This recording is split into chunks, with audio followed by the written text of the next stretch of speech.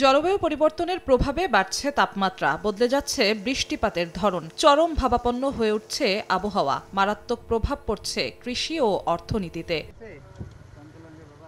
World climate risk index অনুযায়ী বিশ্বের সবচেয়ে বেশি জলবায়ু পরিবর্তনজনিত ঝুঁকিতে থাকা দেশের মধ্যে বাংলাদেশের অবস্থান শীর্ষ 10-এ। সমুদ্রপৃষ্ঠের উচ্চতা বৃদ্ধির কারণে 2050 সাল নাগাদ ডুবতে পারে দেশের 17% ভূমি। এতে বাস্তুচ্যুত হতে পারেন 2 কোটি মানুষ।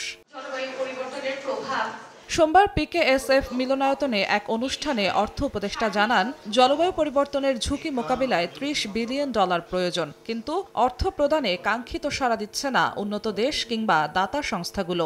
ইন্টারন্যাশনাল আমি যতটুকু আমরা মনে করি যে সাহায্য সহায়তা দর সেটা আসছে না। একটা বোধহয় হিসাব করা হয়েছে বোধহয় $30 বিলিয়ন বোধহয় দরকার, না 29 বিলিয়ন বোধহয় দরকার বাংলাদেশের জন্য। $30 বিলিয়ন আমাদের 1-1.5 বিলিয়ন IMF থেকে আনতে আমাদের যান বেরিয়ে যায়।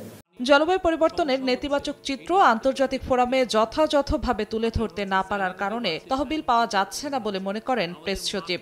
এমন কোনো কিছু নাই যে ক্লাইমেট চেঞ্জ আমাকে এফেক্ট করছে না, কিন্তু এই গল্পগুলো তো আমরা বাইরে বলছি না।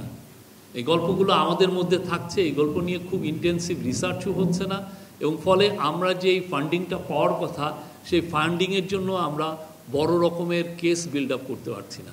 জলবায়ু পরিবর্তনের ঝুঁকি মোকাবিলায় কথা না বলে কার্যকর ব্যবস্থা নেয়ার তাগিদ দেন নীতি নির্ধারকরা। জিন্নাত আরা জশোয়া, সময় সংবাদ, ঢাকা।